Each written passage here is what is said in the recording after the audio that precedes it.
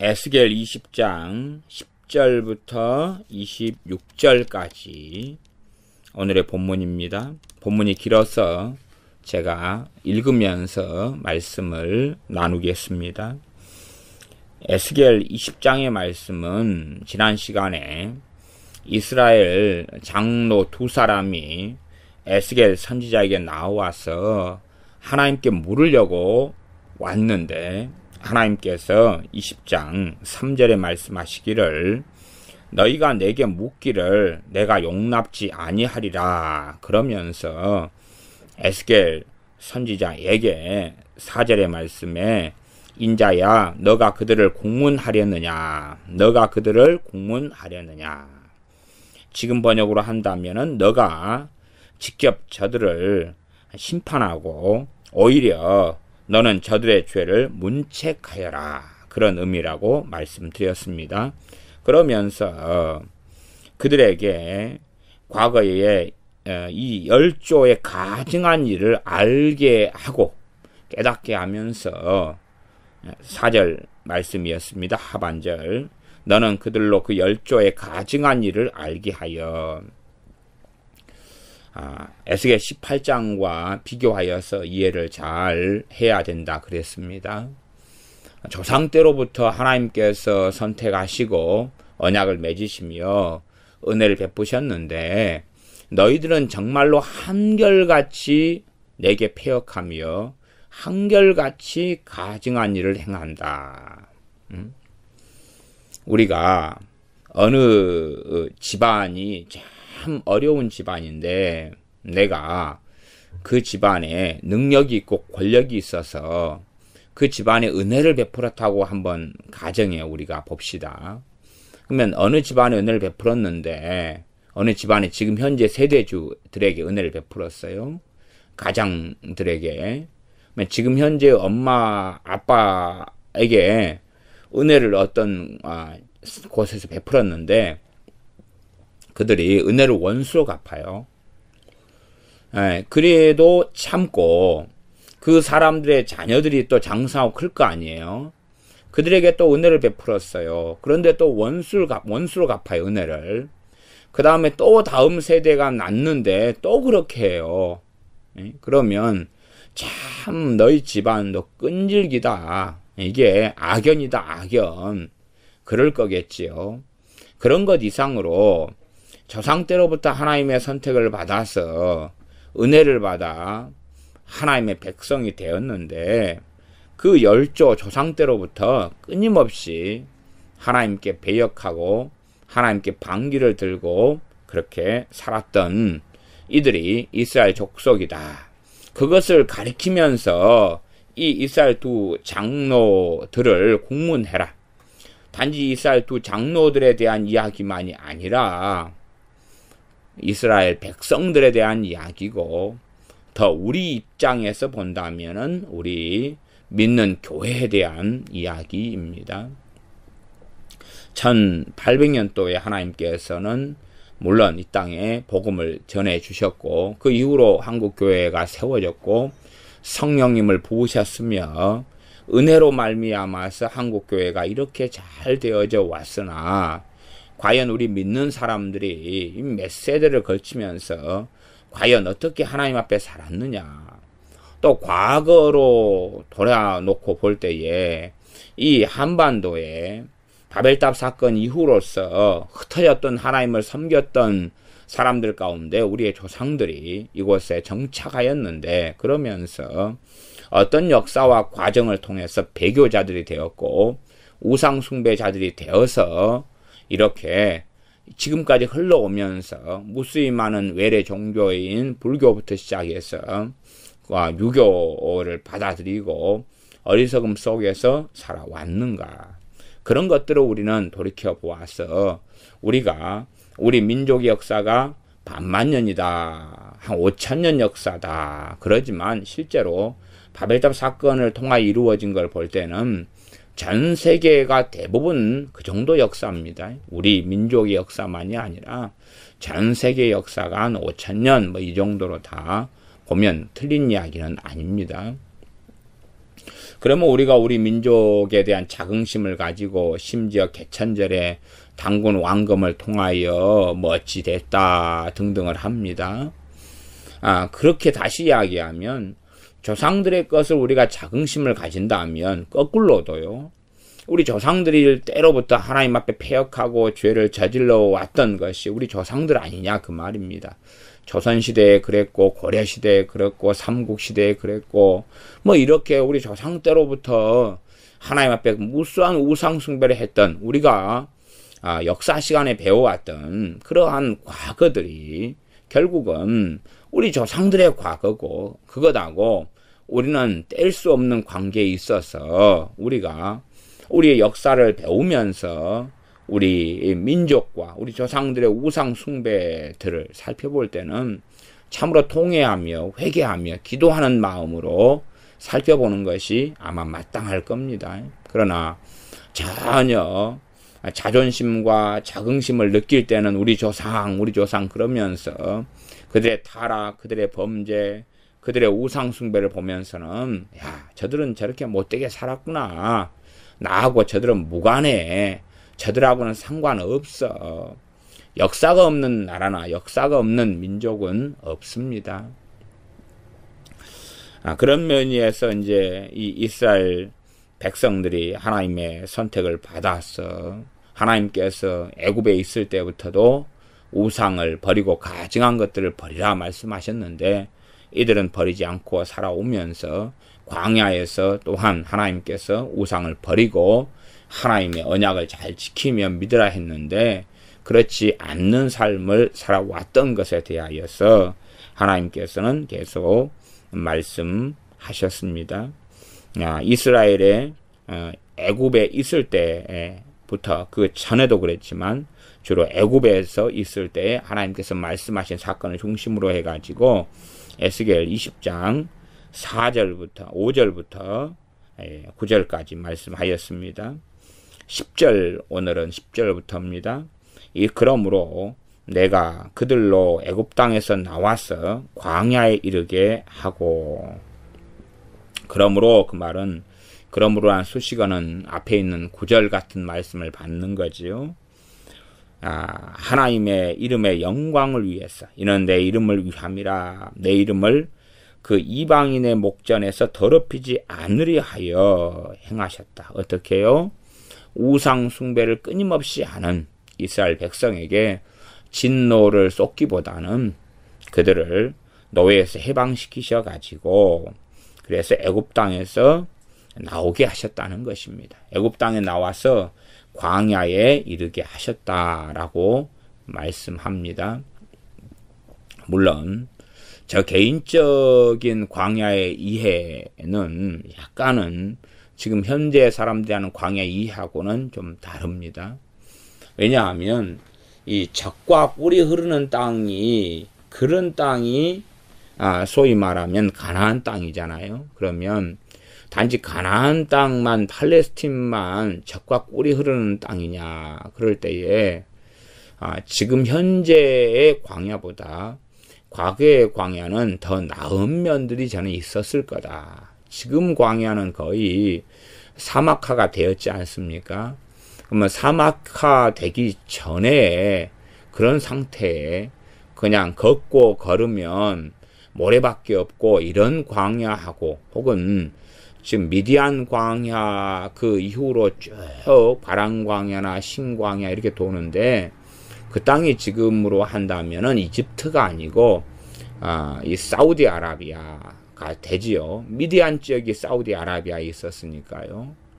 그래서 지금 성기순례가는 시내산이라 하는 곳은 진짜 시내산은 아니고 지금 그 시내산은 이집트 안에가 속한 시나이 반도에 있는 거기 때문에 출애굽을 하지 않은 상태가 되어버리고 맙니다. 그 시나이 반도는 이집트에 속해 있는 곳이기 때문에 그러나 미디안 광야에서 모세가 시내산에 호렙산에 올랐습니다. 그렇기 때문에 당연하게 미디안 광야가 속해 있던 사우디아라비아 안에가 시내산이 있다 하는 그 김승학 집사님이 드시는가요? 이런 집사님의 말씀이 맞는 것입니다. 그래서 그렇게 이 이스라엘 백성을 우상숭배와 하나님을 등짐에도 불구하고 하나님의 이름의 영광 때문에 하나님께서 그들을 진멸하지 아니하시고 해방시켜 주셨다. 사람들은 다 자기 입장에서 생각하기를 좋아하니까 우리가 하나님 앞에 바르게 행했기 때문에, 우리가 기도했기 때문에, 우리가 뜻대로 살았기 때문에 막 그런 이유를 댑니다. 우리가 형통하고 때로는 잘되고 평안하고 좋은 직장을 얻고, 그것들이 우리의 신앙으로 그 이유를 돌리면서 하나님의 영광을 우리가 가로채는 경우가 많다는 사실입니다. 특별히 이제 이 에스겔 20장 10절부터는 하나님의 이름의 영광 때문에 하나님께서 참으신 이야기를 많이 하고 있습니다. 내가 이렇게 하겠다 그러놓으셨고 참으셨다는 이야기. 그래도 좀 더 참아야지, 좀 더 참아야지 하겠다는 말씀을 하셨지만은 좀 더 인내하시면서 그건 미루실 수 있잖아요. 우리가 너를 가만두지 않겠다 그렇게 뭐 말 안 듣는 자식에게 이야기했다 그러면 그래놓고 이제 좀 더 참는 거죠. 지금 너가 마땅히 이런 야단과 책망을 받아야 되는데 다시 너가 반성하고 돌이켜라. 한 번만 더 그러면 혼난다.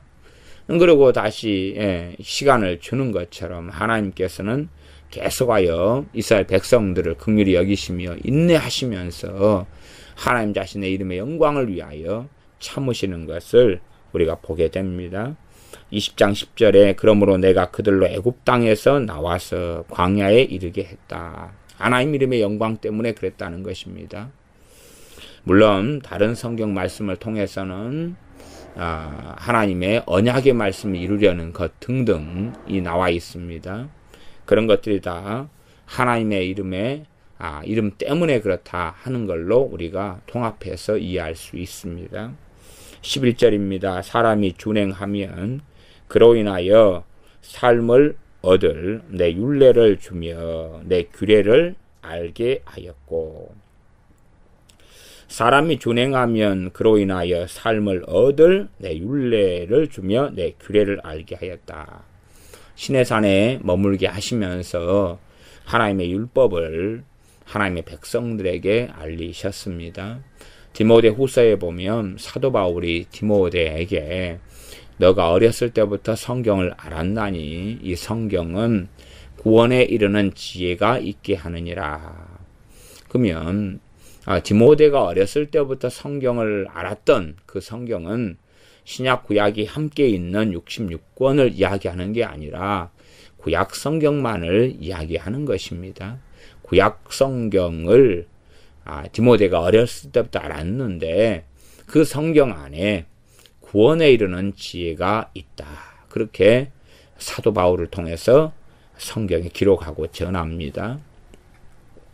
그러면 거기에는 몇 가지 의미가 담겨 있을 것입니다. 첫째는 당연하게 구원에 이르는 지혜가 누가 되시냐 하면 우리 주 예수 그리스도께서 되시며, 구약 성경은 주님께서 말씀하시는 것처럼 이 성경이고 나에 대하여 말씀한 거다. 그러는 것처럼 구약 성경에는 우리 주님에 대한 말씀들이 가득합니다.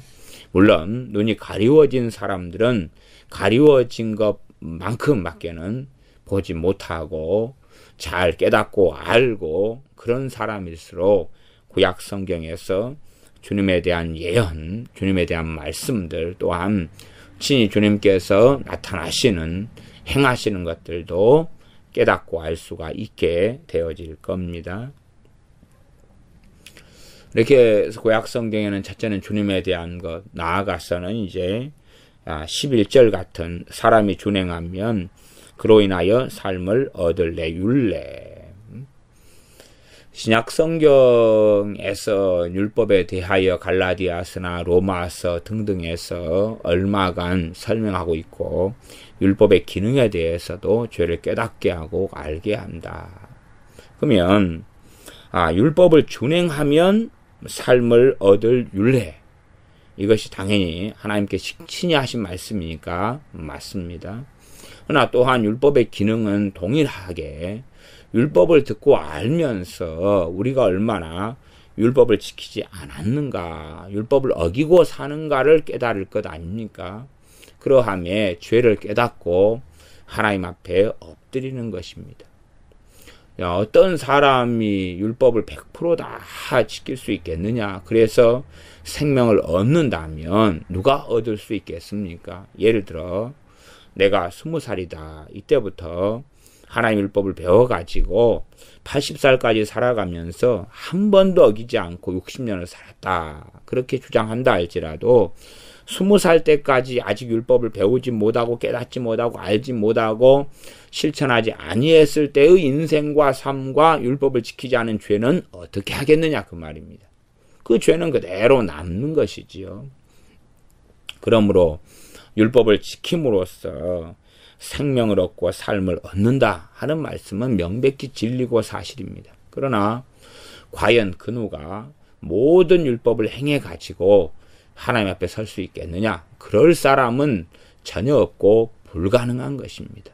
모세라 할지라도 욥이라 할지라도 사무엘이라 할지라도 다니엘이라 할지라도 그렇게 될 수는 없습니다. 그렇게 되는 게 가능했다면 사람이 죄인으로 태어나지 않았겠지요. 그러나 죄인으로 태어났어. 로마서에 말씀한 대로 내가 마음으로는 하나님의 법을 즐거워하되 내 육신으로는 죄의 법을 섬기노라 했던 것처럼 끊임없이 우리의 육신은 죄의 법을 따르기를 원하고 하나님을 등지기를 원하는 이 본성들을 가지고 있습니다. 그러면 11절에 사람이 준행하면 그로 인하여 삶을 얻을 내 율례를 주며 내 규례를 알게 하겠다. 하나님의 말씀을 받을 때에 정말 경외함으로 받고 하나님을 사랑함으로 받는다면 그 말씀이 생명이 되어질 거라 하고 저는 기본적으로 해석합니다. 단지 율법을 100% 지켜서 생명을 얻기보다는 하나님의 말씀을 들을 때에 경외함으로 듣고 하나님 말씀을 두렵고 떨림으로 듣고 하나님 말씀을 사랑하고 시편 119편에 있는 말씀 사랑처럼 말씀을 사랑할 때에 말씀이 죄로부터 나를 지켜준다 그러지 않습니까?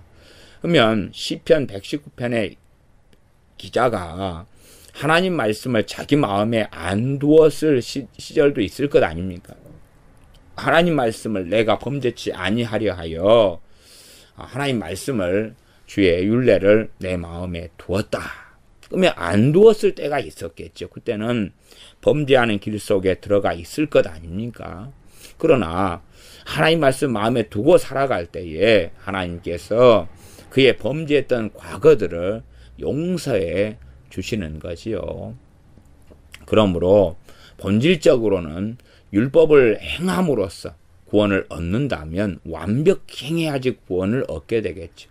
그러나 완벽히 행함으로 구원을 얻지 못한다는 것입니다. 그러니 결국은 구약시대도 은혜 구원일 수밖에 없습니다. 은혜로 구원을 받고 얻는 것. 또한 다른 말로는 믿음으로 구원을 얻는 것. 하나님을 신뢰하고 하나님 말씀을 믿기 때문에 하나님의 말씀을 마음에 두는 것입니다. 그러함에 하나님께서 그의 죄를 덮으시며 그가 하나님의 율법을 율례를 준행했다고 인정해 주시고 봐주시는 것이 구약시대에도 당연할 수밖에 없었다는 이해를 해야 됩니다. 율법에 대한 이해는 정말로 쉽지 않고 단순하지 않고 간단하지 않아서 극단적으로 율법을 이해하기가 참 쉽습니다. 극단적으로. 그렇기 때문에 우리가 구약시대에 하나님께서는 사사들이나 선지자들이나 제사장들이나 또 많은 족장들 이스라엘의 하나님의 사람들에 대한 기록을 많이 남겨놓습니다. 그것을 통하여서 율법에 대한 이해와 해석을 바르게 하라고 샘플들을 남겨두셨던 것입니다. 그를 통하여서 과연 구약시대에 하나님께 인정받았던 이런 하나님의 사람들이 정말로 얼만큼 하나님 말씀을 행했기 때문에 구원을 받았느냐. 성경은 전체가 다 하나님의 구원에 대한 말씀이기 때문에 그런 것을 살펴보면서 율법에 대한 이해를 집단적으로 하면 곤란하다. 그런 것입니다.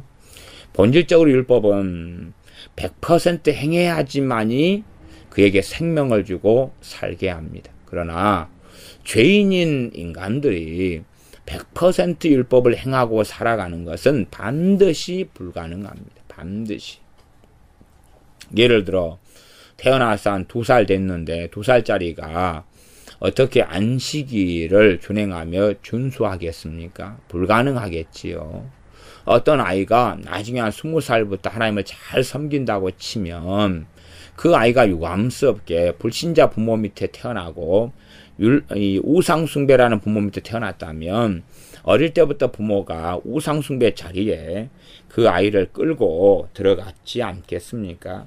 그렇기 때문에 그 아이가 어린 시절에는 자기가 원하든 원치 않든 아무것도 모른 채 우상숭배를 행하는 삶을 사는 것입니다. 그러다가 이제 한 20살이 돼가지고 하나님께 나온다. 그럴 때에 그러한 20살까지 지었던 우상숭배와 죄는 어디에 가겠습니까? 율법을 다 행했다고 하나님은 과연 봐주실 수 있느냐는 것입니다. 그래서 에스겔서에 계속 흘러오는 핵심이 뭐냐 하면 의인이 악인으로 돌아서면 멸망하고 악인이 의인으로 돌아서면 구원을 받게 되리라 하는 말씀입니다. 그것은 행위 구원을 이야기하기보다는 은혜 구원을 말씀하는 성경이고 복음을 말씀하는 성경이고 하나님의 자비하심과 인자하심의 광대하심을 말씀하는 성경입니다. 그러하지 그 어떤 사람이 악인이 50살까지 악인으로 살다가 50살부터 이제 넘어서서 하나님께로 터닝했는데 한 52살까지 살다가 인생을 하나님 앞에 살다가 마감했다. 그러면 객관적으로 말할 때 50살까지 하나님을 섬기지 않고 우상 숭배 속에 살아왔던 죄에 대한 심판을 받아야 되지 않겠습니까? 하나님 앞에는 기껏해야 한 2, 3년밖에 살지 않았으니 죄인으로 악인으로 산 연수가 훨씬 더 많지 않습니까? 그러나 그 모든 것을 덮으시고 그 모든 것을 용서하시면서 그가 2, 3년이라도 하나님 앞에 의롭고 말씀을 준행하며 살아왔던 것을 기억하셔서 그를 의인으로 인정해 주신다 그 말입니다. 그러하면 실제로 율법을 지키고 행함으로 의인이 되지만 구약시대에 결국은 하나님의 자비하심과 하나님의 용서하심을 통하여 의인이 되었다는 것을 우리가 구약시대에도 이해할 수밖에 없습니다. 그러하지 율법을 액면 그대로 100% 다 지키고 행함을 통하여서 그러면서 이 의롭게 될 수 있는 사람이 과연 누가 있었겠느냐. 이스라엘 백성은 그렇게 됐다면 하나님 앞에 과연 서는 게 가능했겠느냐 하는 것입니다. 그러나 하나님께서는 하나님의 기준은 낮추시지는 않습니다. 성경에 하나님의 기준을 낮추셔가지고 내가 말씀한 율법을 한 60%만 지키면 합격해줄게. 그러면 내 율법을 지킨 걸로 해줄게. 10계명 10개 가운데 한 6개만 지키고 4개는 안 지켜도 다 지킨 걸로 해줄게. 그건 틀린 것입니다. 하나님은 그렇게 말씀하신 적은 결코 없습니다. 결코 그런 적은 없습니다. 너가 안식일 준수 가운데 1년이 52주잖아. 그러면 그 가운데 그래도 한 40번 정도만 안식일을 지키면 그러면 다 지킨 걸로 해줄게. 그건 안 되는 거지요. 그건 틀린 거죠. 너가 365일 가운데 우상숭배 안 하는 날이 한 300일이고 65일은 우상숭배 해도 우상숭배 안 한 걸로 해줄게. 그건 틀린 거예요. 그러니까 하나님의 말씀은 다 지켜야 됩니다. 하나님의 율법은 다 지켜야 됩니다. 하나님의 규례는 다 지켜야 됩니다. 그래야지만이 생명을 얻습니다. 그게 하나님의 기준이다 그 말이에요. 그러나 그렇게 살지 않은 사람들이라 할지라도 다시 용서받고 은혜 받으며 하나님 앞에 섰다는 사실입니다. 우리가 여호수아 시대 때에 기생 라합을 압니다. 그 여자가 기생으로 오랫동안 살아왔어도 다시 하나님의 품 안에 들어와서 살았지요. 물론 우리가 이해하고 아시다시피 율법 시대였고 구약 시대였습니다. 또한 룻기를 기억하지 않습니까? 룻기의 룻이 이방 여인이었지 않습니까? 시집 올 때까지는 다 우상 숭배하고 살았던 여자였습니다. 그러다가 이제 이 믿는 가정으로 왔다가 남편이 또 시아버지가 다 죽고 그리고 시어머니하고 동서 그렇게 며느리 둘하고 시어머니만 남아 있어서 시어머니가 이제 며느리들에게 너희 집으로 돌아가라. 나는 내 고향으로 돌아가겠다 할 때에 룻이 시어미를 섬길 뿐만 아니라 시어머니 하나님을 섬기겠다 다짐하면서 자신의 고향을 등지고 이스라엘로 넘어왔고 그 이방 여인 룻에게는 새로운 인생과 삶이 펼쳐졌습니다. 당연히 그 룻은 하나님께서 인정한 사람이 되었고 구원받는 하나님의 자녀와 백성이 되었고 다윗 왕조의 그러한 할머니가 되었던 것을 우리는 압니다. 그런 것처럼 100% 율법을 지켜야 하는 것은 당연한 당위성입니다. 그건 양보될 수 없는 이야기입니다. 성경 율법 가운데 한 60%만 지키거나 70%만 지키거나 80%만 지키면 구원을 받는다. 그건 틀린 이야기예요. 100% 지켜야 됩니다. 100% 지켜야 돼. 그러나 과연 100% 지킬 수 있느냐? 문제가 돼도 된다. 그 말입니다. 100% 지켜야 돼. 그러나 지킬 수 없기 때문에 구원은 하나님에게서 나는 것입니다. 사람이 말씀을 지켜서 나기보다는 하나님에게서 나며 구원은 여호와께로서 말미암는 것입니다. 또한 하나님께 사람의 마음을 감찰하셔서 정말로 그 사람이 하나님의 말씀을 청종하기를 원하는가, 하나님의 말씀을 청종하고 지키기를 원하는가를 살펴보십니다. 하나님을 두려워하는가, 하나님을 경외하는가를 살펴보십니다. 물론 하나님을 경외하고 두려워한다 해서 우리의 연약함이 사라지는 것도 아니고 우리의 허물이 사라지는 것도 아니고 우리의 실수나 우리의 죄성이 사라지는 것도 아닙니다. 엎치락 뒤치락 하지요. 우리가 구약시대보다도 신약시대의 그리스도인의 삶을 이해하면 좀 더 낫겠습니다.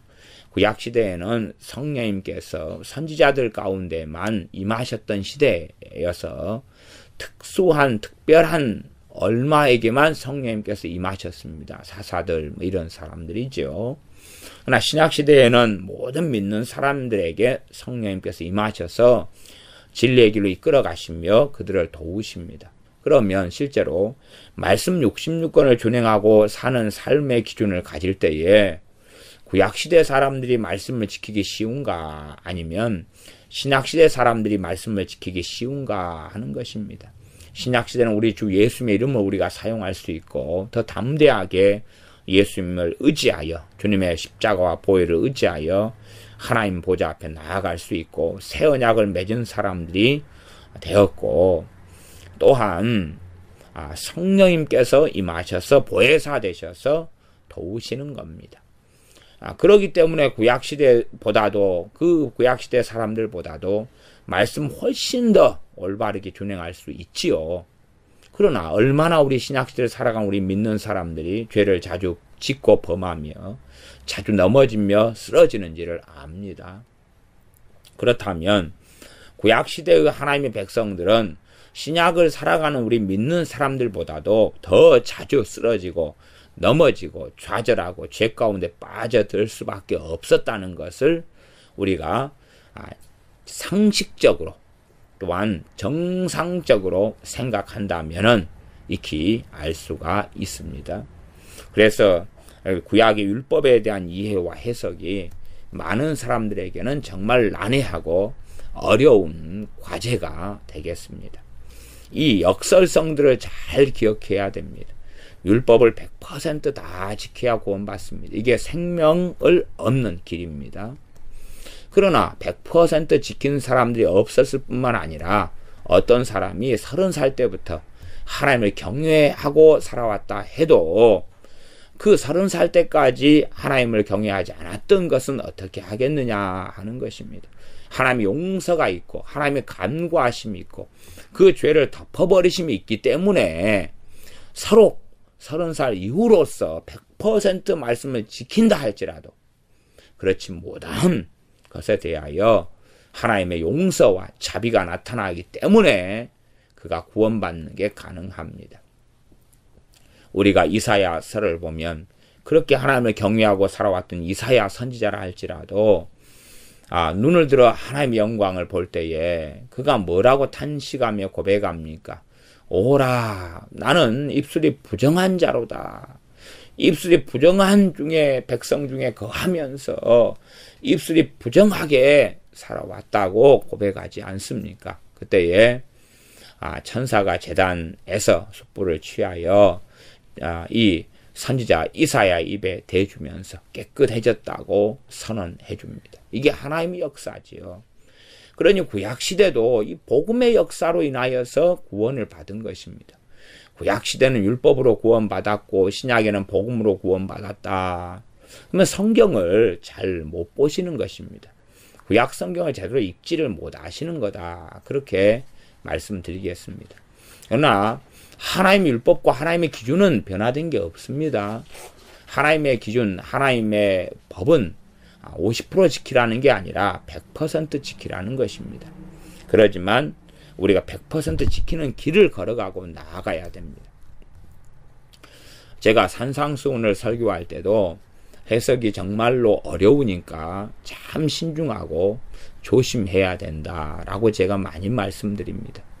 산상수훈을 100% 지켜가지고 구원을 받는다 그러면 율법에 대한 이해하고 똑같이 잘못돼 버리고 맙니다.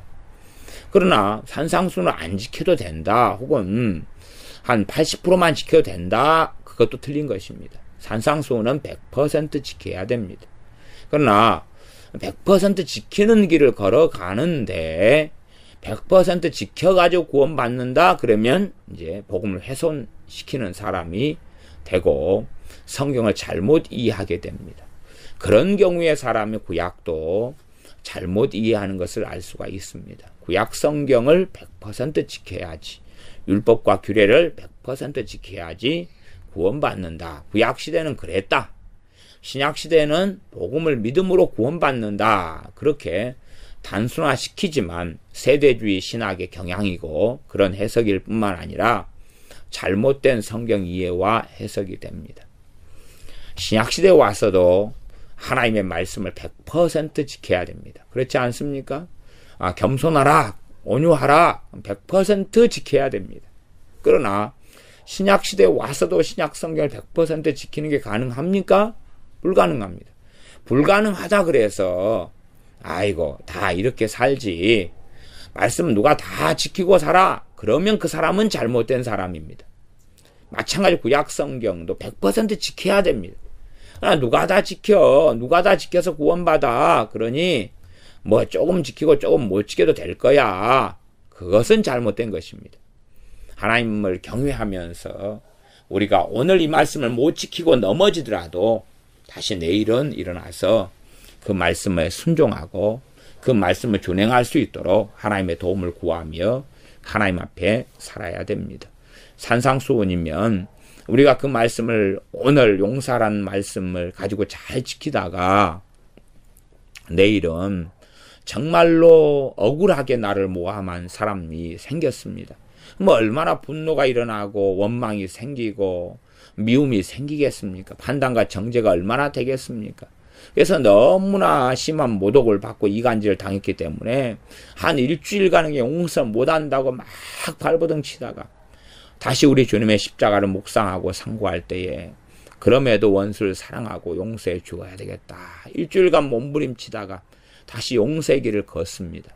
그러면 일주일 동안은 산상수훈을 못 지킨 게 되지 않겠습니까?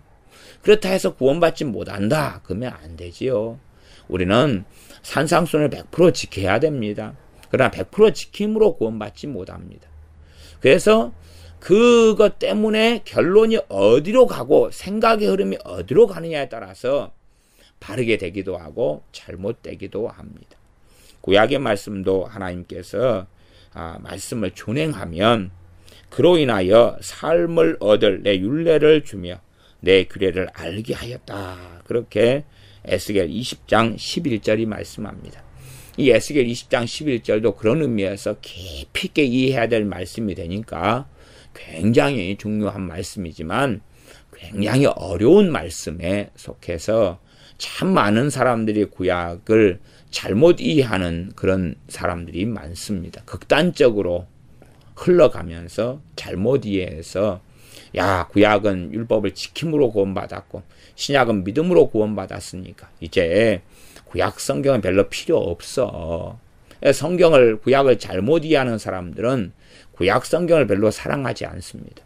기껏해야 구약에 있는 묵시에 대한 것들, 미래의 예언에 대한 것들, 또한 예수님의 복음, 이 땅에 오시는 주님의 초림에 대한 말씀들, 그런 것만 사랑하고 율법들부터 시작해서 열왕기상하, 역대상하, 이런 거 왕들의 역사, 사사기, 이게 나하고 무슨 상관이냐.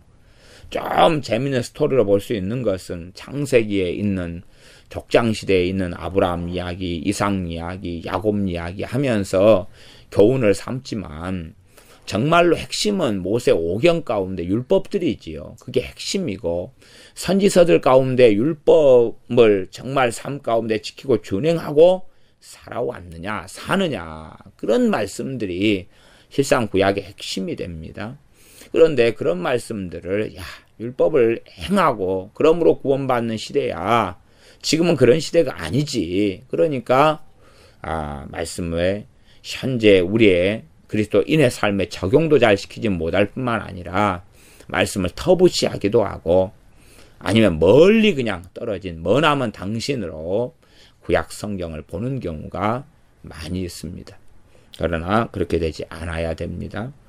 일단 11절 사람이 준행하면 그로 인하여 삶을 얻을 내 율례를 주며 내 규례를 알게 하였고 하나님 말씀을 준행하면 삶을 얻는 말씀을 주셨다. 여기에서 100%냐 몇십 %냐 이런 질문을 사실은 던지지 않는 것이 덜 복잡해집니다. 하나님을 경외하는 사람이면 하나님 말씀 지키고 행해갑니다. 1년 지나고 2년 지나면 점점점 말씀을 행해가지요. 처음부터 완벽하게 말씀을 행할 수 없습니다. 왜냐하면 완벽하게 말씀을 행하려고 그래도 몰라요. 우리가 모세 오경이라고 생각해 봅시다. 모세 오경 읽는 데만 해도 시간 걸리지요. 말씀을 깨닫는 데만 해도 배우는 데만 해도 시간 많이 걸리잖아요. 많이 걸린다는 이야기는 한 3개월 걸린다 치면 3개월 동안은 제대로 몰랐는데 어떻게 말씀을 준행하고 행할 수 있느냐 그 말입니다. 그러지 않습니까? 그렇기 때문에 어차피 하나님 말씀을 다 지키고 행하는 게 가능하다 그래도 말씀을 듣고 배우는 시간과 기간이 있고 또 때론 치열하게 우리의 죄성이 말씀을 못 지키게 방해하고 그러면서 싸우고 하는 과정과 여정이 필요합니다. 그러는 삶을 살아갈 때에 하나님께서는 너가 내 명령을 준행하고 있구나. 너가 삶을 얻을 것이다. 라고 하나님은 말씀하시고 그의 허물을 덮으시며 그의 죄를 용서하시는 것입니다. 구약시대 시편만 우리가 읽어도 얼마나 하나님이 용서하심, 회개로 나아가고 옷을 찢고 나아갈 때에 하나님이 용서하심이 얼마나 자주 있었던가 하는 것을 우리가 구약시대인데 확인하고 보지 않습니까? 그렇다면 우리 주 예수님 십자가를 가지고 있는 신약시대에는 얼마나 주님의 용서하심은 더 깊이 있으며 놀라울 것인가 하는 생각도 우리가 해보는 게 꼭 중요하고 필요합니다. 12절입니다. 또 나는 그들을 거룩하게 하는 여호와인 줄 알게 하리 하여 내가 내 안식일을 주어 그들과 나 사이에 징표를 삼았었노라. 12절에 놀라운 복음이 나와 있습니다. 12절 신약과 사실은 같이 흘러가는 말씀인데 너희가 너희 스스로를 거룩하게 하라 이런 말씀이 구약에도 많이 있습니다. 너희가 너희 스스로를 거룩하게 하라. 그러나 더 본질은 뭐냐 하면 12절인데 나는 그들을 거룩하게 하는 여호와인 줄 여호와라. 나는 그들을 거룩하게 하는 여호와라. 사람들이 거룩하게 하는 여정을 걸으려고 발버둥을 치고 엎드리고 그럽니다. 그건 반드시 필요합니다. 왜요? 하나님께서는 그들을 거룩하게 하시기 때문에 그렇습니다. 자신의 노력과 자신의 의지와 자신의 결단과 힘으로는 자신들을 거룩하게 할 수 없습니다. 거룩함은 오직 하나님께로부터만 나옵니다. 그러나 정말로 거룩함의 여정에 아무 관심이 없고 하나님의 말씀을 준행하는 것에 아무 관심도 없고 그렇게 자기 멋대로 마음대로 살아가는 사람을 하나님이 거룩하게 하시냐 그럴 때에 그렇지 아니하고 넘어지고 쓰러지더라도 기어서라도 하나님의 길을 걷고자 하는 그들을 하나님은 거룩하게 하십니다. 그래서 성경은 내가 은혜 베풀 자에게 은혜를 베풀고 긍휼히 여길 자를 긍휼히 여긴다 하는 것입니다. 일반적인 우리의 상식적인 이야기로 어떤 아이가 전혀 공부하지 않으려 그럽니다. 그런 아이를 선생님이 또 책망하고 훈계하고 공부하라고 권면하고 할 수 있겠습니다. 그러나 전혀 공부하지 않으려 그럽니다. 그러면 하다가 못해서 그만두겠지요. 그러나 어떤 아이도 똑같이 공부를 잘 못해요. 성격도 안 좋고. 그러나 그 아이는 공부하려고 애를 써요. 애를 쓰면 선생님이 보고 기쁘게 여겨서 특별히 방과 후에 남아봐라. 너가 이렇게 어려워하는 문제들, 어려워하는 것들에 대하여 내가 최대한 선생님이 도와줘 볼게. 똑같은 공부를 열심히 하려고 애쓰는 아이하고 전혀 안 하려는 아이가 같은 안 좋은 성격을 가졌다 그러면 누가 선생님의 긍휼을 얻는 아이겠느냐 할 때에 노력하는 아이지요. 그것처럼 우리의 힘과 노력과 애씀으로는 하나님의 거룩함의 수준에 도달할 수가 없습니다. 구약 시대에도 동일하게 이렇게 말씀하셔요. 12절인 거예요. 하나님이 그들을 거룩하게 한다. 거룩하게 하시는 여호와다 그렇게 말씀해요. 구약 시대도 그렇습니다. 근데 구약 시대도 은혜 구원입니다. 은혜 구원. 믿음으로 구원 얻는 거고 은혜로 구원 얻는 것입니다. 여러분들이 히브리서 11장을 보시면 아시다시피 히브리 11장이 믿음장이고 그 믿음의 선진들, 주자들이 거의 대부분 다 구약 사람들 아닙니까? 구약 시대 사람들이 다 믿음으로 살아왔던 것을 구구절절히 전하고 있는 것이 히브리서 11장의 믿음장입니다. 그러니 신약 시대에는 믿음으로 살고 구약 시대에는 율법으로 산다. 그렇게 생각하는 사람도 성경을 너무나 이해를 하지 못합니다. 구약 시대의 말씀 율법을 지키고 살아야 되고 그 다음에요. 신약 시대에도 율법을 지키고 살아야 됩니다. 신약 시대도 율법을 지키고 살아야 됩니다. 물론 그 율법 가운데 이제 주님의 십자가를 통하여 성취된 의식법 같은 것은 다 이루어졌기 때문에 주님이 이루셨기 때문에 우리가 이룰 일이 아니기 때문에 더 이상 우리가 지킬 이유가 없는 거죠. 주님이 완성하셨기 때문에. 그러나 다른 많은 율법들은 신약시대인 지금도 우리 믿는 사람들은 당연히 하나님을 경외함으로 지켜야 됩니다. 십계명 2계명으로 한다면 우상 숭배하지 말아라. 그러면 그 지켜야 됩니까? 안 지켜야 됩니까? 지켜야지요. 그러한 율법에 있는 말씀들은 신약 성경에도 계속 반복되고 있습니다. 구약시대에 온 율법과 선지자의 강령이 하나님 사랑과 이웃 사랑 아니었습니까? 그러나 신약시대에 와서도 하나님 사랑과 이웃 사랑 그대로 하라고 말씀하고 심지어는 나아가서 더 내가 새 계명을 너희에게 주노니 너희는 서로 사랑하라까지 말씀하셨지 않습니까? 그러니 심지어 이 구약 율법보다 훨씬 더 세밀하고 무거운 그러한 주님의 말씀은 산상수훈이 되어지죠. 산상수훈도 지켜야 할진데 구약의 율법을 왜 안 지켜야 되느냐 그 말이지요. 당연히 지켜야지. 당연히 지켜야 되죠. 그 가운데 이제 우리가 의식법이나 정결 예식이나 이런 것들이 있죠.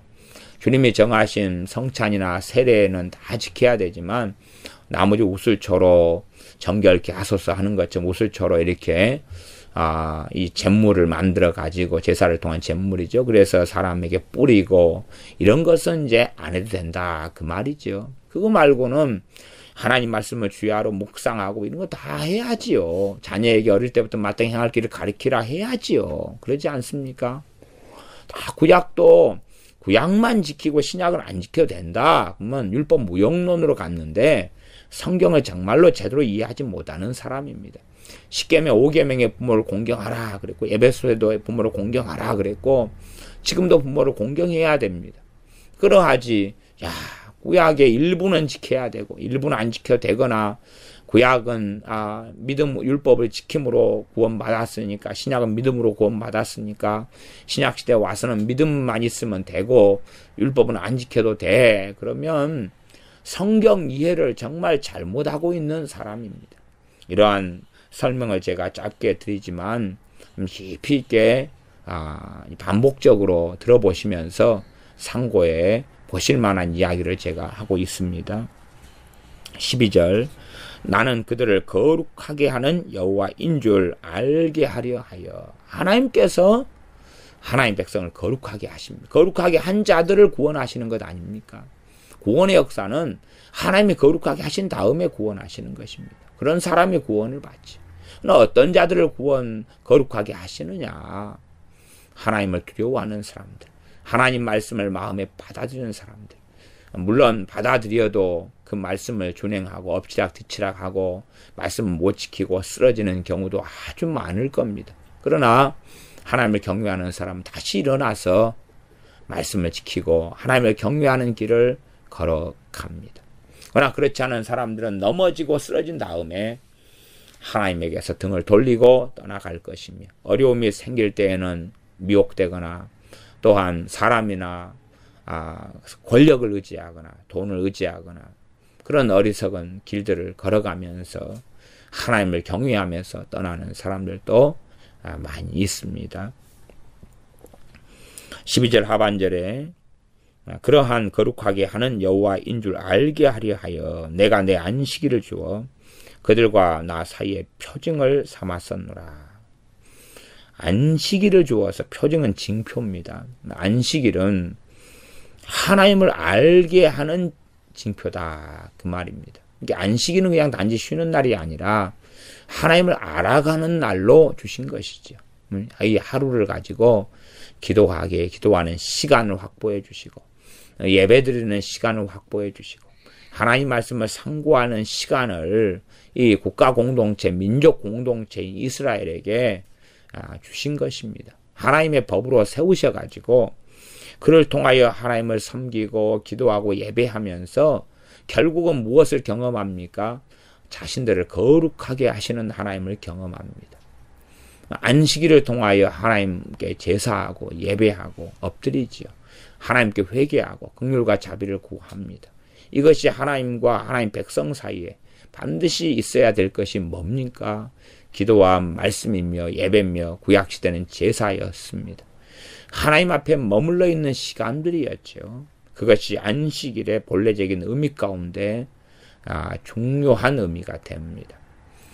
그러니 지금의 많은 믿는 사람들이 갈수록 이 주일날 예배드리고 혹은 평일날 예배드리는 것을 종교적으로 만들거나 형식적으로 만들고 하나님 말씀이 살아있지 않고 기도가 참되고 바르게 하나님께 드려지지 않는다면 많은 문제가 야기되고 생길 수밖에 없습니다. 그래서 안식일이라는 것은 실제로는 하나님께 사람에게 주신 은혜고 축복이고 또한 선물에 되었는데 유감스럽게 이 안식일을 지키지 않으므로 하나님의 진노와 심판이 임한 경우도 많이 있었고 또한 하나님이 징표로 주신 선물로 주신 표징으로 삼아서 하나님께 나오는 사람들 거룩하게 하신 이 안식일에 오히려 하나님께 범죄함으로 더 하나님의 진노가 쌓인 경우도 아주 많았습니다. 말하자면 고린도 교회가 성찬식을 성찬을 하나님께서 행하라고 주님께서 행하라고 말씀하셨는데 성찬을 행하면서 가난한 자들 업신여기고 또한 악하고 강팍하게 행할 때에 하나님의 징계가 임하여 자는 자들 또한 병든 자들 이런 자들이 많이 있었다라고 말씀하시는 것과 같습니다. 안식일은 하나님께서 하나님을 찾고 기도하며 엎드리는 사람들을 거룩하게 하기 위한 통로고 수단이며 복이었는데 안식일을 어기는 경우에 오히려 그런 반대 극복, 반작용이 많이 생겼습니다. 13절입니다. 제가 앞에 설명하면서 시간을 많이 보내는 이유는 이 10절부터 오늘 본문이 10절부터 26절까지였죠. 근데 앞에 부분하고 뒤에 부분이 중복이 됩니다. 같은 말씀을 하나님이 계속 하시니까 앞에서 설명을 좀 다 어느 정도 해놓으면 뒤에는 이제 같은 이야기이기 때문에 대강 넘어가도 26절까지 다 다루어지기 때문에 그렇습니다. 13절입니다. 그러나 이스라엘 족속이 광야에서 내게 패역하여 사람이 준행하면 그로 인하여 삶을 얻을 나의 율례를 준행치 아니하며 나의 규례를 멸시하였고, 하나님 말씀 율례와 규례를 준행치 아니했다, 멸시했다. 하나님의 율례와 규례를 준행하려 해도 우리가요, 사실 하나님 말씀 지키는 것도 겉으로 지키는 것과 우리 마음속으로 진짜 지키는 것에 이 간극과 격차가 있습니다. 그러지 않습니까? 우리가 하나님 말씀을 사모한다, 사모해가지고 성경을 본다. 그런 경우도 있지만 하나님 말씀 가까이 하다가 말씀을 사랑하게 되는 거죠. 하나님께서 내 말을 읽으라, 들으라 그러면 요즘식으로 하면 우리가 그 말씀을 듣고 순종하여서 말씀을 읽고 듣겠지요. 그러나 정말로 더 본질적인 것은 우리의 마음이 하나님의 말씀에 귀를 열고 청종되고 정말 듣고 싶어하고 그것이 있는 것을 하나님이 찾으시는데 그것이 만들어지려면 시간이 많이 걸리죠. 이게 겉으로는 우리가 행하기는 상대적으로 쉽다. 그러나 우리의 마음으로 그렇게 하기는 쉽지 않다. 겸손해라 그러면은 겉으로 외면적으로 외형적으로 겸손한 신용을 하고 겸손한 표식을 하는 것은 상대적으로 쉽다. 그러나 정말 우리의 마음을 낮추어서 변은 이글속 고개를 숙인다 하는 것처럼 정말 하나님 앞에 우리의 마음이 겸손게 되고 낮추어지는 것은 외형적인 겸손의 모양보다도 훨씬 더 오래 걸리는 그런 여정입니다. 그러함에 이 이스라엘 백성들은 패역하여서 13절 패역하여 내게 패역하여 준행하면 그로 인하여 삶을 얻을 나의 율례 하나님의 율례를 준행치 아니하고 하나님의 규례를 멸시하였다. 멸시했다는 이야기는 상당히 충격적인 이야기가 됩니다. 이들이 광야에 있으면 시내산에 있으면서 하나님의 율법을 받았는데 우리가 출애굽기에서 다 볼 수 없는 그러한 구체적인 말씀을 하고 계십니다. 단지 출애굽기나 신명기나 이런 데에서는 이들이 그냥 특별한 때 잘못만 좀 했구나. 말하자면 12정탐꾼을 보내가지고 불신앙으로 하나님을 의심하고 그렇게 했구나. 이런 잘못들만 했는가비요.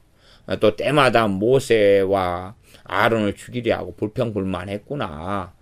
또 미디안 여인을 통하여서 간음하고 우상숭배 속에 들어가고 이렇게 특별한 일만 했구나. 고라와 나담과 아비람이 반역하며 특별하게 이런 잘못을 했구나. 그런 생각만 하는데 그게 아니라 광야의 이스라엘 백성들이 있을 때에 하나님의 규례를 멸시하였다는 이야기입니다. 하나님께서 모세를 통하여 말씀을 주셨어도 그걸 멸시했다는 이야기. 그런 삶을 살았기 때문에 나중에 가나안 땅에 40년 동안 광야 생활하면서 그 당대의 세대는 들어가지 못하는 하나님의 심판을 받은 거였지. 조금 나가 실수한 걸 가지고 하나님 왜 저러셔? 그게 아니었다는 이야기입니다.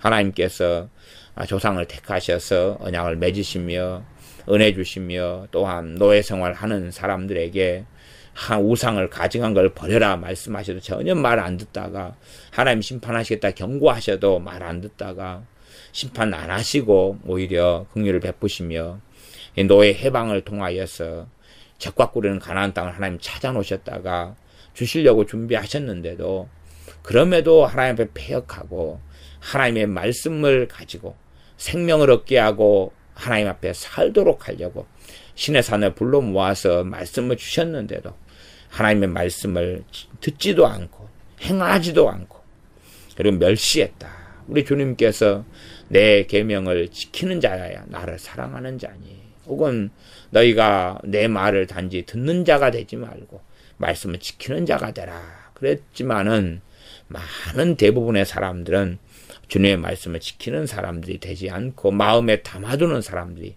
되지 않았던 것이 이 신약시대였습니다. 나의 안식일을 크게 더럽혔으므로, 이 안식일을 크게 더럽혔다. 여기 또 크게라는 수식어가 나옵니다. 지금 광야에 있을 때 이야기를 하고 있습니다. 이스라엘 백성들이 광야에 있을 때 그때 이야기입니다. 크게 더럽혔다. 이렇게 안식일을 크게 더럽혀도 그럼에도 또한 회개하면 되고 용서받을 수 있었고 얼마든지 구원받을 수 있었지요. 그랬습니다. 그러나 물론 화인 맞은 사람들을 하나님이 심판하셔 죽이신 일들은 당연히 있습니다. 안식일을 어기고 화인 맞고 강파가고 안식일을 어기면서도 그것을 이스라엘 백성들에 전파해 가지고 이 민족 공동체를 완전히 더럽혀가는 사람들에 대하여서는 일벌백계로 모세를 통하여 돌로 쳐서 죽여라 그렇게 하실 때가 있었습니다. 안식일을 크게 더럽혔다. 하나님께서 안식일을 주신 걸 통하여서 그들을 거룩하게 하려 하심인데 오히려 그들은 거룩하게 하시는 하나님을 멸시하고 조롱하며 그렇게 안식일을 우습게 여기고 하나님께서 하나님 앞에 머물러 있을 날, 하나님께 예배할 날, 하나님을 경외하는 날, 하나님 경외하는 것을 배우는 날, 또한 하나님의 거룩함을 누리는 날, 용서받는 날, 은혜 받는 날, 이러한 안식일을 주셨는데 오히려 크게 더럽혔다. 그렇기 때문에 내가 이르기를 내가 내 분노를 광야에서 그들의 위에 쏟아 멸하리라 하였으나, 멸하리라 하였다는 이야기는 일부가 아니라 전체를 그렇게 하겠다 그런 이야기입니다. 실제로 모세 때에 이런 사건이 있었습니다. 그래서 하나님께서 모세를 통하여 새 민족을 일으키겠다 그러셨고 이들을 다 진멸하고 멸하겠다 했는데 모세가 하나님 이름을 생각해서 하나님 이름의 영광 때문에 안 됩니다. 그리고 하나님을 말렸던 일도 우리가 있습니다. 그런 걸 참조해서 함께 보시면 되겠습니다. 14절입니다. 내가 내 이름을 위하여 달리 행하였었나니 내가 그들을 인도하여 내는 것을 목도한 열국 앞에서 내 이름을 더럽히지 아니하려 하였음이로라. 하나님의 인자하심과 자비하심은 정말로 성경 66권을 통해 볼 때에 놀랍습니다. 그러면 구약시대 이스라엘 백성에 대하여 하나님께 진멸하시겠다 말씀하실 정도면 우리는 반드시 알아야 됩니다. 오죽하면 그러시겠냐. 정말로 오죽하면 그러시겠냐. 하나님께서 정말로 참을 만큼 참으셨다. 우리 같으면은 진작 앞에서 끝내야 되는데 하나님께서는 또 참으시고 또 참으시고 또 참으시면서 와가지고 이런 일이 벌어진 거다 하는 것을 꼭 알고 있어야 되지. 야, 하나님이 너무 과격하시네. 하나님의 성격이 급하시네. 하나님이 너무나 그냥 폭급하시며 폭력적이시네. 그렇게 생각하면 그 사람은 잘못 성경을 이해하고 듣고 알고 있어서 심지어는 미혹에 빠졌을 가능성도 너무 농후하다. 그렇게 말씀드립니다. 15절 또 내가 광야에서 그들에게 맹세하기를 내가 그들에게 허한 땅, 허락한 땅, 곧 젖과 꿀이 흐르는 땅이요 모든 땅 중에 아름다운 곳으로 그들을 인도하여 드리지 아니하리라. 그들을 드리지 아니하리라 한 것은 그 당대의 세대가 그랬지요. 그래서 광야 40년 동안에 그들이 다 죽은 다음에 그 다음 세대를 가나안 땅에 이끌어 들이셨습니다. 그 다음 세대는 모세가 이끌었지요. 그들이 마음으로 우상을 좇아 나의 규례를 업신여기며 열두정탐꾼 가운데 열정탐꾼이나 또 열정탐꾼의 말을 이스라엘 백성들이 듣고 그렇게 해서 하나님에 대하여 반역한 이유를 우리가 알 수 있습니다. 여호수아와 갈렙을 제외한 이 열정탐꾼들은 하나님의 부름기둥 불기둥 만나를 먹고 살고 하나님의 은혜 속에 살면서도 마음으로 우상을 좇고 있었구나.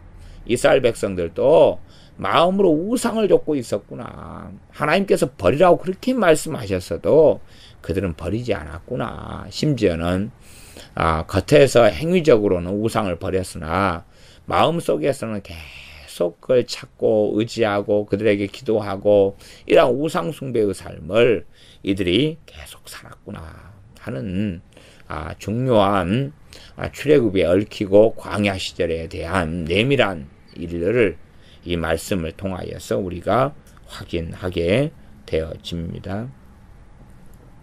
그래서 그들을 가나안 땅에 들이지 아니하리라 한 것은 16절 그들의 마음으로 우상을 좇아 나의 규례를 업신여기며 나의 율례를 행치 아니하며 나의 안식일을 더럽혔음이니라. 앞에서 했던 말씀을 반복하고 있고요. 17절 그러나 내가 그들을 아껴보아 광야에서 멸하여 아주 없이 하지 아니하였었노라. 아껴보았는데 그 세대는 40년 동안 다 죽이셨고 그 다음에 그 다음 세대를 이제 가나안 땅에 이끌어 들이셨습니다.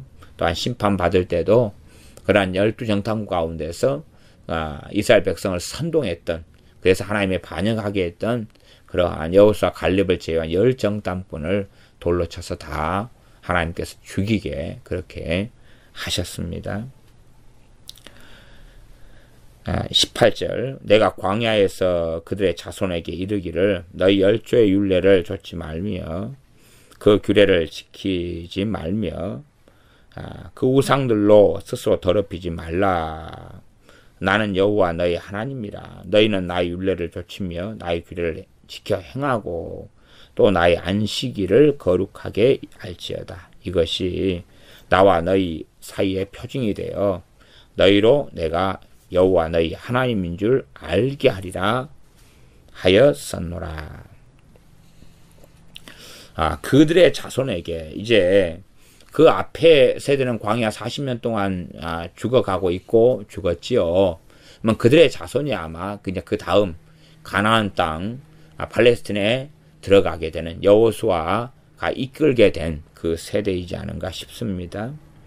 그들에게 그들의 자손이지요. 그 앞에 사람들의 자손이죠. 이르기를 너희는 너희 열조의 율례를 좇지 말며 그 규례를 지키지 말고 그 우상들로 스스로 더럽히지 말라. 그러니 광야 40년 동안 죽었던 이 조상들은 그런 일을 당하고 죽어 나갔는데도 끊임없이 이 하나님 말씀과 다른 자기들의 율례를 규례를 가지고 있었다는 이야기입니다.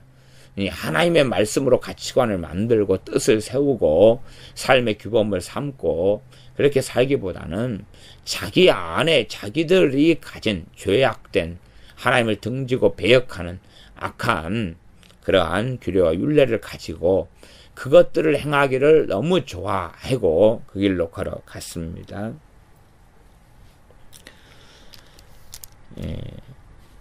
그래서 지금 이제 19절이었죠. 그래서 너희는 나의 율례를 좇으며 나의 규례를 지켜 행하며 또 나의 안식일을 거룩하게 할지어다. 이것이 나와 너희 사이 표징이 되어 너희로 내가 여호와 너희 하나님인 줄 알게 하리라 하였었노라. 그러니 이 후손들에게 그 다음 후손들에게 그 앞에 광야 40년 동안 멸망해버린 그들에게 했던 말씀하고 같은 말씀을 하고 있습니다. 그러면서 첨가해서 말씀하신 것은 18절입니다. 너희 열조의 율례를 좇지 말고 그 규례를 지키지 말고 그 우상들로 써서 더럽히지 말라. 거기에서 조상들을 가지고 앞에 세대, 부모 세대, 할아버지 세대를 가지고 이야기하고 경고를 하시면서 19절 20절에는 너희는 나의 율례를 좇으며 나의 규례를 지켜 행하고 나의 안식일을 거룩하게 할지어다. 실제로 안식일에 혹은 실제로 하나님 백성을 거룩하게 하시는 분은 하나님이시다 그 말이에요. 그러나 사람 편에서 거룩을 말씀하시는 거예요. 사람 편에서. 사람 편에서 거룩이지 정말 하나님 편에서 거룩은 아니에요. 그러나 사람 편에서 이 거룩의 길을 걸어갈 때에 하나님께서 거룩하게 하십니다. 안식일을 통하여서 표징이 징표를 삼아서 안식일을 거룩하게 해라. 안식일을 거룩하게 해라. 장사하는 것, 또한 악하게 강팍하게 살아가는 것, 이기적으로 독선적으로 살아가는 것, 지 마음대로 살아가는 것, 온갖 죄악을 품고 살아가는 것 등등으로 안식일을 더럽히지 말고 안식일에 다시 삶을 돌이키고 점검하고 말씀을 배우고 깨닫고 알고 회개하고 하나님 중심의 삶으로 중심을 다 잡고 서는 것을 말씀합니다. 21절 그러나 그 자손이 내게 패역하여 사람이 준행하면 그로 인하여 삶을 얻을 나의 율례를 좇지 아니하며 나의 규례를 지켜 행하지 아니하였고 나의 안식일을 더럽혔는지라 이에 내가 이르기를 내가 광야에서 내 분을 그들의 위에 쏟으며 내 노를 그들에게 이루리라 하였으나 광야 40년 동안에 이 부모 또 할아버지 할머니 조상 세대들이 앞 세대들이 다 죽어나가는 걸 보고 또한 죽는 걸 보고 이러면서도 그 다음 세대 여호수아를 통해서 여리고 행진을 하고 들어가고 가나안 땅에 입성하는 이 세대도 사실은 실제로는 그들이 하나님에 대한 패역 속에 살았다는 것을 하나님께서는 익히 증거하시고 말씀하십니다. 그래서 하나님의 규례를 지키지 않았고 나의 율례를 좇지 아니했고 나의 안식일을 더럽혔다. 그래서 광야에서 내 분을 그들의 위에 쏟으며 내 노를 그들에게 이루리라 하였으나 최소한은 이들이 자녀 세대가 부모가 돌아가실 때까지 40년을 광야에 있었지요. 그러면서도 자녀 세대도 돌이키지 않았다는 이야기입니다. 지금 광야 때 이야기하니까 가나안에 입성하기 전까지를 이야기하는 거죠. 물론 입성한 다음도 문제가 되지만 광야에 있을 때도 부모가 하나님을 어떻게 배역했는가, 하나님의 진노와 심판이 어떻게 나타났는가를 다 보면서도 이들은 강팍한 상태, 악한 상태 속에 남았다는 것입니다. 우리는 우리만이 아니라 우리 주변에 있는 사람들에게 하나님이 행하시는 걸 보면서 우리는 더 긍휼히 여기며 겸손하며 또한 하나님 앞에 바르게 서는 이러한 계기와 기회를 마련해야 합니다. 22절 내가 내 이름을 위하여 내 손을 금하고 그냥 그들에게 내 분을 그들 위해 광야에서 쏟겠다 그랬는데 하나님께서 하나님 이름의 영광 때문에 손을 금했다는 것입니다. 달리 행하여 썼나니 달리 행했다. 그러니 어떤 면에서 우리는 우리 부모들과 다르게 가나안 땅에 들어가는구나. 우리가 그래도 말씀 좀 알고 말씀 좀 행했지. 그렇게 착각할 수 있으나 하나님의 이름의 영광 때문에 살게 된 것이라는 것입니다.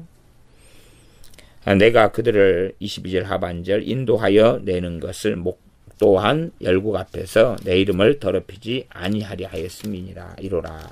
앞에 말씀과 겹쳐갑니다. 세대는 바뀌었지만 23절 또 내가 광야에서 그들에게 맹세하기를 내가 그들을 이방인 중에 흩으며 열방 중에 해치리라 하였었나니 이게 광야에서 맹세를 했다고 광야에서 얼마나 이 다음 세대조차도 강팍하고 악했는지 하나님께서 맹세까지 하시면서 이방인 중에 흩어버리겠다.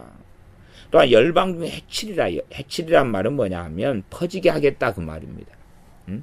우리가 그 과거에 이렇게 조나 수수나 이것을 농사 짓는 시대에는 햇빛에 말려놓고 이걸 손으로 이렇게 한꺼번에 뭉쳐 있으면은 안 되기 때문에 해치지요. 또 이 흩어버린다 그 말이죠.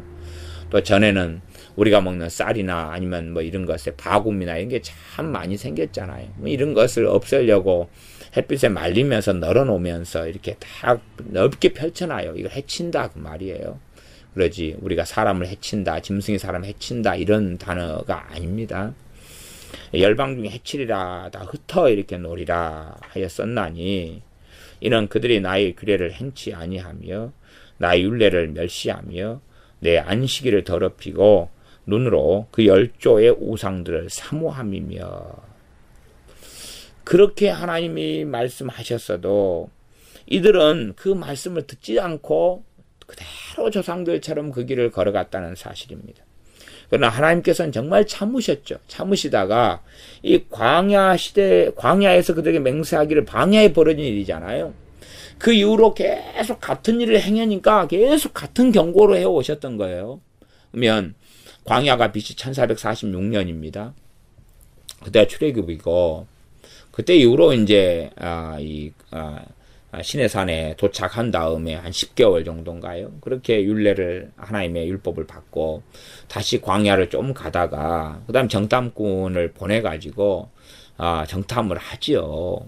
40일간인가 정탐을 하지요. 그렇게 한 다음에 문제는 그들이 배역하게 됩니다.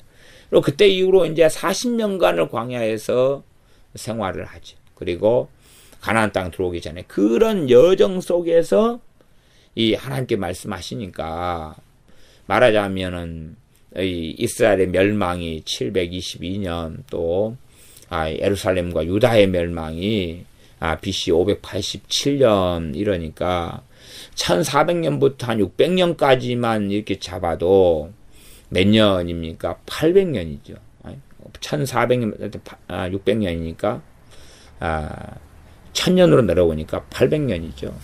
800년 이런 기간 동안에 이 이스라엘 족속들은 계속 반복적으로 내가 너희를 이방 중 흩음의 열방 중에 해치리라 이런 말씀을 들었는데도 그냥 아이고 맨날 하나님이 했던 이야기 또 하고 했던 이야기 또 하네.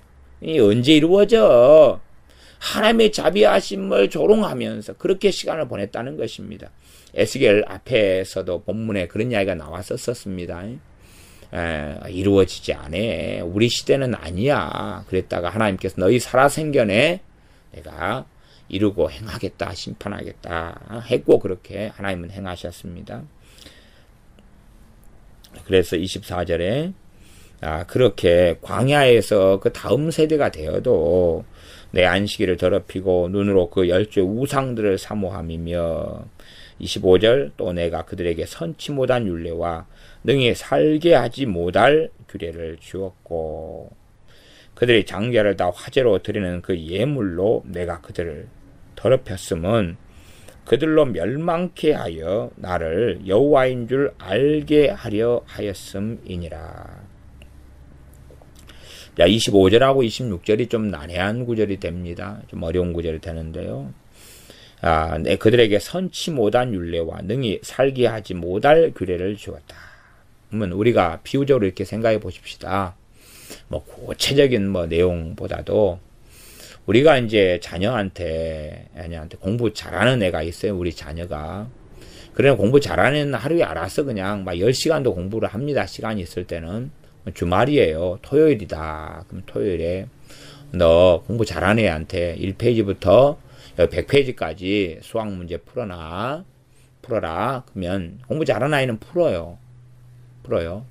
근데 공부 못하는 아이한테, 근데 어차피 잘하고 못하고는 자기들이 충실하게 시간을 지금까지 보냈느냐 못 보냈느냐의 자기 문제잖아요.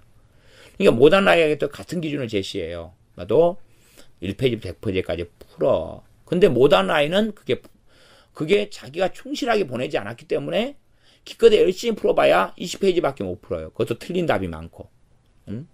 그러나 너도 100페이지까지 풀어. 그랬다 그 말이에요. 그러면 그 자녀 입장에, 공부 못하는 애 입장에서는 지키지 못할 규례가 된 거죠.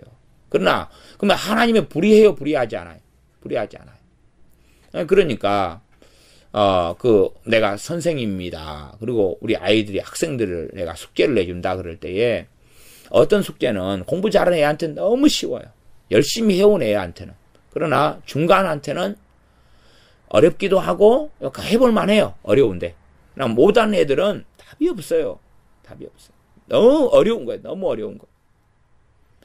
그러나 그런 숙제를 내주는 선생님이 불의한 건 아니죠. 공부를 전혀 못하고 안 하는 애 수준에다가 맞춰가지고 과제물과 숙제를 내줄 수는 없는 거 아니에요.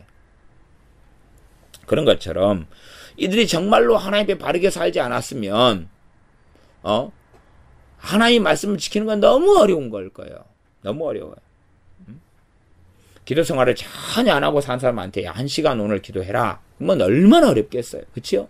5분도 안 하는 사람, 못 하는 사람한테. 그러나 항상 기도 생활을 많이 하고 살았어요. 막 2-3시간씩 하고 살았어요. 어느 사람에게 너 1시간 기도해라 그러면 굉장히 쉽겠죠. 왜? 전날도 한 2-3시간 했는데 뭐 1시간은 껌값이죠. 그런 것처럼. 그러니 25절을 이해하자면 내가 그들에게 선치 못한 율례와 능히 살게 하지 못할 규례를 주었다. 그러니까 능히 살게 하지 못할 규례를 주었다는 게 두 가지 의미로 우리가 이해할 수 있습니다. 선치 못한 율례하고 선치 못하다는 게 악하다. 하나님이 악한 율례를 줬다는 이야기는 아니고 악한 율례보다도 그들이 하나님 앞에 바르게 살아왔으면 지킬 수 있었을 텐데 이 상태에서는 도무지 불가능한 거예요. 그러나 그래도 그건 하나님의 공의로 인하여 주신 거다 그 말이에요. 하나님 잘못이 아니고 그들 잘못인 거죠. 두 번째는 하나님의 심판을 통하여 너희들이 우상을 이렇게 섬겨오고 있지. 너희들이 우상하게 하는 방식 그것을 너희들이 너무나 악하다는 걸 알게 하기 위하여 내가 너희들 우상하게 하는 방식으로 나한테 한번 섬겨봐. 내가 요구할게 내놔. 다시 말하면 26절 같이 그들이 장자를 다 화제로 드리는 그 예물로 내가 그들을 더럽혔다. 이게 두 가지 의미로 이해하면 하나는 그들이 장자를 몰래 개개나 이렇게 태워가지고 불 가운데 해서 자기 자식을 제물로 삼아가지고 우상에게 바쳤어요. 그렇게 했다는 것에 대하여 하나님께서 그렇게 할 수밖에 없도록 그들을 하나님께서 가둬버리신 거예요. 기근 속에 가둬버리고 전쟁 속에 가둬버리고 비참하고 이런 의미가 하나. 이게 하나님이 그렇게 할 수밖에 없도록 혼에 몰아버리는 것이지요. 하나님의 심판의 방식이 이런 방식이 많습니다. 하나님께서 너희가 아버지가 자식을 먹게 하고 자식이 아버지를 먹게 하겠다. 그러면 직접적으로 너 먹어 그런 건 아니라 기근을 줘가지고 가둬버리는 예루살렘 성에 가둬버리고 기근을 줘버리니까 이 인간 본성 식욕에 배고픔에 굶주림에 그래서 가족을 잡아먹는 그런 걸로 하나님이 해버리시는 거죠. 그런 것이 첫 번째고 두 번째는 하나님께서 심판으로서 봐보세요. 자식을 심판해서 하나님이 죽이고 부모도 죽여요. 근데 심판으로서 자식을 우상에게 바치는 방식으로서 불태워서 우상에게 너가 바쳐 그런 문제가 아니라 너 자식을 심판의 방식으로서 내게 불태워서 내놔. 이렇게 행하셨다는 것입니다. 이 두 가지 의미로 이해할 수 있어요. 전자 후자 둘 다 복합적으로도 이해할 수 있고요. 그러니까 우상에게 자식을 태워 바치는 것은 범죄가 되는 거예요. 그러나 하나님의 심판으로서 이제 이 악한 이스라엘 족속에게 자식을 불러 태워서 나한테 내놔. 그리고 우리가 과거에 데모를 많이 하면서 이 어리석고 악한 사람들은 자기 몸을 분신, 신나를 뿌려가지고 불태워서 자기 몸을 열사라 해가지고 태워 죽였던 20살, 22살 뭐 이런 어리석은 애들이 많이 있었어요. 근데 그렇게 자기 몸을 분신해 자살해가지고 이 자폭해가지고 악하게 살아가는 것 대신에 하나님 심판을 통해서 자 너는 너 죄를 통하여 너 몸에 신나를 뿌려 부어 태워 그렇게 하나님 하실 수 있다는 거예요. 그건 하나님의 악이 아니에요. 하나님이 아니에요. 하나님의 공이고 하나님은 그렇게 하실 수 있는 거예요. 그러니 이들이 지금 악하게 우상을 숭배하고 악하게 살아갔던 방식에 대하여 하나님께서 그걸 요구한 거예요. 이렇게 해라. 응? 그렇게 했다. 그래서 그것을 내가 그들을 더럽혔다 그 말이죠. 이게 다시 말하면 하나님께서는 인분이나 사람 똥 같은 걸로 뭐 음식을 해먹으면 부정타다가 됐어요. 그러나 선지자에게는 에스겔 선지자 같은 경우는 사람 똥으로 너 빵 구워 먹어. 더럽혔다 그 말이에요. 그러면서 이스라엘 백성을 내가 너희들의 환경과 삶을 또한 심판할 때 너희를 더럽히겠다 그렇게 하신 거죠. 우상을 숭배하지 않고는 살아갈 수 없는 환경 속에 그런 바벨론 포로 속에 너희를 놔두겠다 그러신 거라는 이야기입니다. 그래서 능히 살게 하지 못할 규례를 주었다. 이게 하나님께서 하나님 백성을 창조하시고 만드셨기 때문에 하나님의 규례의 수준을 높여버릴 수 있는 거예요. 산상수훈이나 그보다 더 높여버릴 수 있는 거예요. 안 그렇습니까? 산상수훈이 얼마나 무섭습니까? 눈으로 범죄하면 눈알을 뽑아. 산상수훈을 다 지켜야지 구원받는다. 다 지켜야 됩니다. 그러나 누나를 뽑아! 그건 지킬 수 있어요, 없어요? 못 지켜요, 그건. 그러니까 산상수는 지켜야 돼요. 그러나 그 가운데 못 지키는 말씀이 있는 것도 알아야 되는 것이에요. 발이 범죄하면 발 찍어버려. 산상수를 다 지켜야 돼. 맞아요, 그까지는. 그러나 불가능해서 하나님의 용서와 자비만으로 살 수 있다. 그 말이에요. 율법도 마찬가지입니다. 다 지켜야 돼요. 그러나 도무지 지킬 수 없는 것들도 있다. 그 말이에요.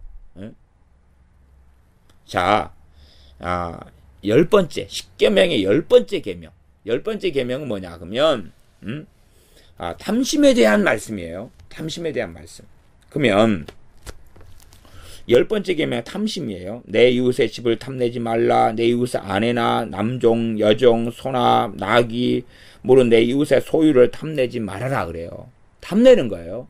그러면, 탐심을 죽을 때까지 한 번도 십계명은 제고 무거운 하나님 말씀의 계명인데 한 번도 안 버리고 죽는 게 가능할까요? 정말 그래가지고 구원받을 수 있는 사람이 있을까요? 그러나 탐내지 말라. 탐심 우상숭배니라. 신약으로 가서는 탐심은 부리지 않아야 된다 그 말이에요. 그러나 100% 탐심을 안 내가지고 누가 구원받냐 그 말이에요. 그러니까 이런 부분의 율법에 대한 이해를 잘 하고 계셔야 됩니다. 탐심을 안 해야 돼요. 탐심과 싸워야 돼요. 탐심은 우상숭배니까요. 탐심과 싸워야 돼요. 탐내지 말아야 돼요. 그러나 이 탐내지 말라는 말씀은 우리가 정말 감당하기 어려운 말씀이다 그 말이에요. 십계명의 10번째는 차라리 살인하지 말라는 직접 칼로 찔러 죽이는 거니까. 산상순으로 와서는 미워하는 것도 살인이다 그랬지만 구약에서는 직접 죽여야지 살인이니까 그런 걸 행하는 사람은 거의 없잖아요. 간음도 마음으로 그냥 막 해운도 가가지고 여자가 이쁘다, 같이 잠잤으면 좋겠다, 저 남자 멋있다, 내 남편이었으면 좋겠다, 뭐 이러한 것을 마음으로 품는 건 너무 쉬운데 안 품는 건 굉장히 어려운데 구약에서는 직접적인 간음의 행위만 간음이기 때문에 상대적으로 지키기가 쉽다 그 말이에요. 그러나 10번째 계명으로 오면 이건 정말로 짊어지기 사실은 어렵다 그 말이에요. 그러나 짊어져야 되는 게 십계명의 10번째 계명이에요. 십계명 10번째 계명은 마음을 다루고 있는 계명이에요. 마음의 탐심이에요. 그러니 그걸 지킴으로 구원받는다. 구약에 그건 불가능합니다.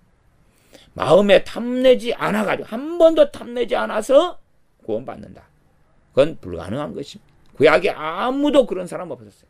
그러나 우리는 탐심과 그럼에도 싸워야지만이 하나님께서 우리를 거룩하게 구약에도 하셨고 또한 지금 현재도 우리가 거룩의 길을 걸어가며 거룩해 하시는 하나님의 은혜 속에 살아가게 되어집니다. 그래서 26절, 25절은 좀 난해한 말씀인데 내가 그들을 더럽혔으면 그럴 수밖에 없는 환경 또한 하나님의 공의에서 나오는 필연적으로 하나님께서 무거운 말씀을 주셨다 그 말입니다.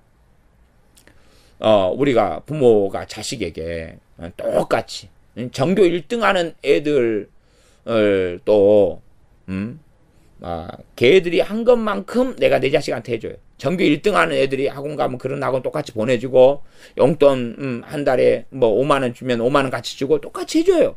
그리고 똑같이 요구하는 거예요. 근데 우리 자식이 문제는 꼴등이라는 게 문제죠. 다음 달 기말에 네 전교 1등 내놔. 전교 1등 내놔. 그러면 전교 1등 한 애가 있는데 그런 같은 조건 그것보다 더 잘해줘요. 더 잘해줘요. 전교 1등 한 애는 비메이커 신발 신고 다니면 나는 노스페이스인가 뭐 그거 사주고 메이커 신발 사주고 그렇게 한다 그 말이에요. 그렇게 하면서 전교 1등 내놔. 문제는 내 자식 꼴등이죠. 가능해요? 불가능해요? 불가능한. 요구하시는 거예요. 하나님은 정당한 거 아니에요? 하나님은 정당한 거예요. 그러니까 너희들이 정말로 내 자비하심을 업신여기냐? 내 율례와 규례를 업신여기냐? 그래? 그러면 내가 정말로 정당한 요구를 할게. 이거 해. 이거 내놔봐. 이거 해봐. 그렇게 하시니 이들은 어떻게 되겠어요? 완전히 이제 함정에 더 걸려들고 하나님의 더 엄정한 심판 속에 들어가는 거예요. 너무 강파하고 악하니까 하나님의 기준을 낮추기보다는 더 높이시는 거예요. 더 높이시는 거예요. 인자함과 자비함은 우리 자녀가 아니 전교 1등한 애들보다 더 그냥 치킨도 더 많이 사주고 용돈 더 주고 더 잘해줬는데 꼴등인 거라요. 성격이 한 평균 20점이라고 칩시다. 야 다음 달 중간고사에 30점 그 정도 맞아. 좀 열심히 공부해가지고 그 다음 기말에는 한 50점. 그래도 한 등수 너가 30명에서 30등 꼴등이니까 그래도 야 이번엔 한 25등까지는 하자. 그렇게 하는데 그래도 그 정도도 안 하고 더 못되고 더 악하고 가출하고 부모가 잘해주는데도 악하게 살아가요. 부모의 기준이 너 1등 내라. 정당해요. 정당해요. 왜? 더 열악한 환경에서도 1등한 애들도 있고 전교 1등한 애들도 있어. 환경 탓하면 안 되는 거지요. 마찬가지로 하나님께서 이스라엘 백성을 사랑하시고 이 열조 또 그 후손들 하나님 너무 잘해주셨는데 너무 잘해줘도 점점점 악하게 살아가니까 그래? 정말 그런단 말이야? 내가 나를 위해서 자녀를 줬는데 그 말씀이 앞에 있었잖아요. 나를 위해서 너에게 자녀를 줬는데 그걸 몰래한테 바쳐? 우상한테 바쳐 자식을? 나를 위한 그 자녀를 나한테 바쳐. 나한테 불태워서 바쳐. 제사로 바쳐. 그렇게 하나님이 하시면서 그를 엄정하게 하셔서 26절 그들로 멸망케 하여 어떤 멸망입니까? 영원한 멸망이에요. 민족의 어떤 멸망을 이야기하기보다는 하나님 앞에 절대 설 수 없게 해버리시는 거예요. 하나님 앞에 구원받지 못해 설 수 없게 해버리시는 거예요. 이것이 하나님의 엄정한 공입니다. 근데 언제까지나 참는 게 아니라 지금 세대를 이어서 참아오셨잖아요. 세대를 이어서 참아오셨는데 그러나 결국은 그들로 하여금 선치 못한 율례와 능히 살게 하지 못할 규례를 하나님 줘버리신 거예요. 그 다음에 그들로 멸망케 하여서 나를 여호와인 줄 알게 하려 하였음이니라. 기도하겠습니다.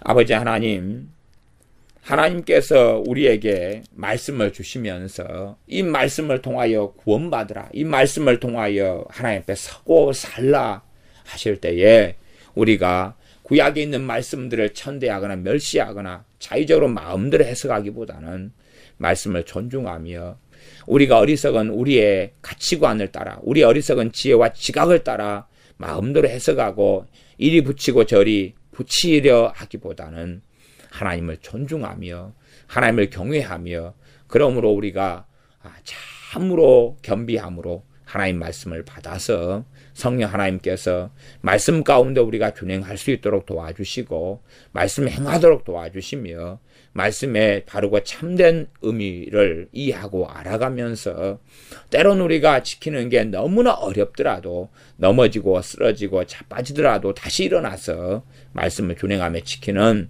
그 순종의 걸음과 길을 걷는 우리 되게 하여 주시옵소서. 이스라엘 백성들이 광야 전에 애굽에 있을 때도 하나님 앞에 우상을 숭배하며 규례를 지키지 않고 악하게 살아왔고 광야에 해방시키셨는데도 그렇게 살아왔고 다시 그 다음 세대가 되었는데도 그렇게 완악하고 강파하게 살아오았던 그런 어리석음의 전체를 밟지 아니하고 하나님의 규례와 말씀과 율례를 지키며 준행하며 존중하며 그렇게 하나님을 경외하는 길을 걸어가게 하시며 거룩함이 우리에게서 나는 것이 아니라 하나님에게서 나오매 우리가 안식일 가운데 하나님을 예배하며 제사하며 기도하는 가운데 하나님의 시간을 하나님께 내어드림을 통하여서 우리를 거룩해 하시는 하나님의 은혜 속에 살게 하여 주시옵소서. 예수님의 이름으로 기도하옵나이다. 아멘.